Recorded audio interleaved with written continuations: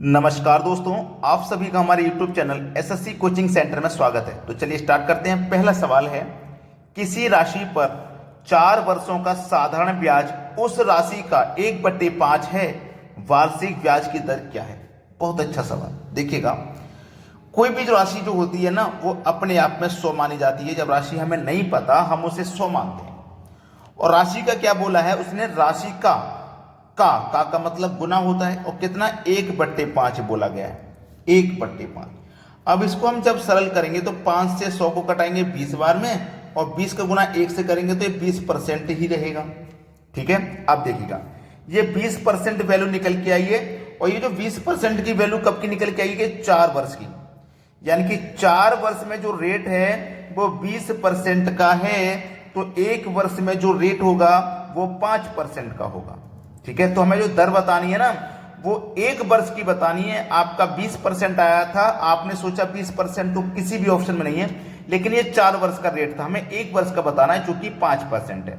यह है सवाल का बिल्कुल सही जवाब, बी ऑप्शन। क्लियर हो गया सभी को सवाल। अब देखेंगे अगला प्रश्न। अगला प्रश्न है, 5 और 30 का तृतीयानुपाती क्या होगा। तृतीयानुपाती बताना है। तो तृतीयानुपाती निकालने का क्या फॉर्मूला होता है, b का स्क्वायर बटे में a। और पहले वाली संख्या यहां पे a होती है, दूसरी वाली संख्या b होती है। बस सवाल हो गया। b का मान कितना है, 30। और 30 का क्या करेंगे आप, स्क्वायर। तो स्क्वायर का मतलब होता है 30 गुने 30 बटे में a का मतलब 5। 5 छिक्के 30, 30 का गुना कर दो 6 से, तो 6 तिया 18, मतलब 180। 180 जो कि हमारे सी ऑप्शन में दिया गया है। यह हमारे सवाल का बिल्कुल सही जवाब है। अब देखेंगे अगला सवाल। अगला प्रश्न है, एक घड़ी 200 रुपये में बेचने पर उतने ही प्रतिशत लाभ होता है जितना उस घड़ी का क्रय मूल्य है। घड़ी का मूल्य क्या है। देखिएगा, हमें उतना ही लाभ हुआ जितना घड़ी का मूल्य है। ठीक है, मान लेते हैं घड़ी का मूल्य हमारा 100 रुपया है, तो हमें लाभ भी कितने का होगा, 100 रुपये का। अगर घड़ी का मूल्य 200 रुपये है तो लाभ भी 200 होगा। अगर घड़ी का मूल्य 50 रुपये है तो लाभ भी 50 रुपये का होगा। कहने का मतलब ये है, जितना घड़ी का मूल्य है उतना ही लाभ है।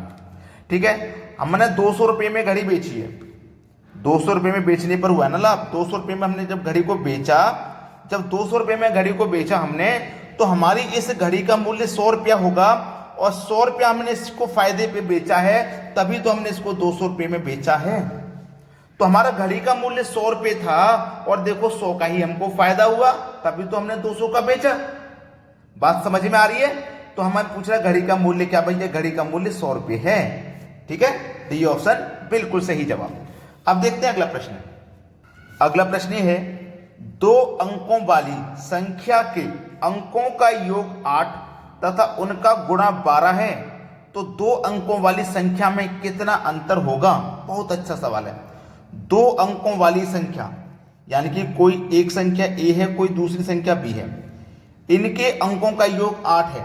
इन दोनों संख्या के अंकों का योग कितना है, 8। ठीक है, और उनका गुणा 12 है, यानी कि इन्हीं दोनों संख्या a और b का जो गुणा है ना, वो 12 है। तो इनका अंतर कितना होगा, यानी कि इन्हीं दोनों संख्या a और b का अंतर कितना होगा, वो बताना है। तो कोई 2 संख्या ऐसी लीजिए जिनको हम जोड़ेंगे तो 8 आ जाए, और गुना करेंगे तो 12 आ जाए। अब जोड़ने के लिए तो 6 और 2 को जोड़ोगे तो 8, 4 और 4 को जोड़ोगे 8, 5 और 3 को जोड़ोगे 8 हो जाएगा। लेकिन 2 संख्या ऐसी लेनी जिनको जोड़ने पे 12 भी आना चाहिए।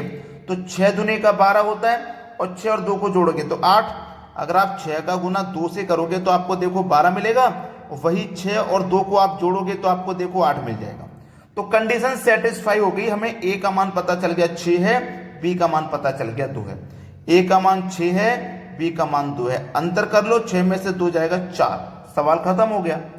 बस इनका अंतर ही तो बताना था, अंतर आ गया हमारा 4। बी ऑप्शन बिल्कुल सही जवाब। और ये प्रश्न एग्जाम में बहुत ज्यादा पूछे जा रहे हैं। अब देखते हैं अगला प्रश्न। अगला प्रश्न है, देखो ये प्रश्न आपको स्क्रीन पे दिख रहा है, ये बहुत कठिन लगता है बच्चों को, लेकिन अगर मैं आपको एक ऐसा तरीका बता दूं कि आप बस देखते ही आंसर कर दो तो कितना अच्छा रहेगा। कैलकुलेशन नहीं लगानी, बोर्ड मास का रूल नहीं लगाना, आपको बस इतना ध्यान रखना है कि देखो minus plus minus plus minus इस तरीके से चल रहा है, और संख्याएं घटते क्रम में हैं, जैसे 9 से 8, 8 से 7, 7 से 6, 6 से 5, 5 से 4, 4 से 3, 3 से 2, ऐसे घटते क्रम में संख्या चल रही है। याद रखना, ऐसा प्रश्न कभी भी आ जाए आपकी स्क्रीन पे तो जो सबसे बड़ी संख्या है और जो सबसे छोटी संख्या है दोनों को जोड़ देना, यानी कि √9 और √4 को आप जोड़ देंगे। ये सबसे बड़ी है यहाँ पे और ये सबसे छोटी है, दोनों को जोड़ दो। अब √9 का आप स्क्वायर रूट करोगे, 9 का रूट करोगे तो 3 होता है और 4 का स्क्वायर रूट करोगे 2 होता है, तो 3 और 2 को आप जोड़ेंगे तो 5 मिल जाएगा, यानी कि सी ऑप्शन हो जाएगा सही जवाब। क्लियर हुआ सभी को प्रश्न? अब देखते हैं अगला सवाल। अगला प्रश्न है 9 लगातार आने वाली विषम संख्याओं का औसत 53 है, इसमें सबसे छोटी विषम संख्या क्या है? बहुत अच्छा सवाल है, बेहतरीन क्वेश्चन। 9 लगातार आने वाली विषम संख्याओं का औसत 53 है। औसत कितना है भैया? 53। औसत कितना है? 53। संख्याएं कितनी है? 9। तो 9 से डिवाइड कर दो, ठीक है? नहीं, डिवाइड नहीं करना, योग में डिवाइड करते हैं, योग में। औसत में डिवाइड नहीं करते, योग में डिवाइड करते हैं। संख्या कितनी है? 9। तो पहली संख्या, दूसरी संख्या, तीसरी संख्या, 4, 5, 6, 7, 8, 9। 9 संख्याओं के लिए हमने जगह बना ली। हमारे पास औसत है, तो याद रखना मेरी बात, जो औसत होता है ना वो बीच वाली संख्या होता है, ठीक है? मैं यहाँ पे डिवाइड दे रहा था, मुझे लगा ये योग है, योग में संख्या से डिवाइड देते हैं, लेकिन ये योग नहीं, औसत है। और जब औसत है तो औसत हमेशा बीच वाली संख्या होती है, तो इन 9 संख्याओं में बीच में आएगा 53। 1 2 3 4, 4 इधर से हटा दो, 4 इधर से हटा दो, बीच में आ जाएगा 53। अब संख्या कैसी है? विषम। तो 53 के आगे क्या आ जाएगा? विषम। 55, फिर 57, फिर 59 और फिर 61, और यहाँ पे 51, 49, 47 और 45। पूछा क्या है? सबसे छोटी विषम संख्या क्या होगी? तो सबसे छोटा तो 45 होगा, और इसके बाद में तो सब बड़ी हैं। 45 सबसे छोटा होगा, जो कि डी ऑप्शन में दिया गया है। बिल्कुल सही जवाब है। अब देखते हैं अगला सवाल। अगला प्रश्न है यदि sin 3x - 20 = cos 3y + 20 हो तो x + y का मान क्या होगा? बहुत अच्छा सवाल है, और ये सवाल मैं आपको देता हूं होमवर्क के लिए। बेहतरीन क्वेश्चन है, ठीक है? होमवर्क के लिए सवाल है। आप सभी बच्चे इस प्रश्न का आंसर मुझे करके बताएंगे कमेंट में क्या आ रहा है, ठीक है दोस्तों? आज के वीडियो में इतना ही। वीडियो देखने के लिए आपका बहुत बहुत धन्यवाद।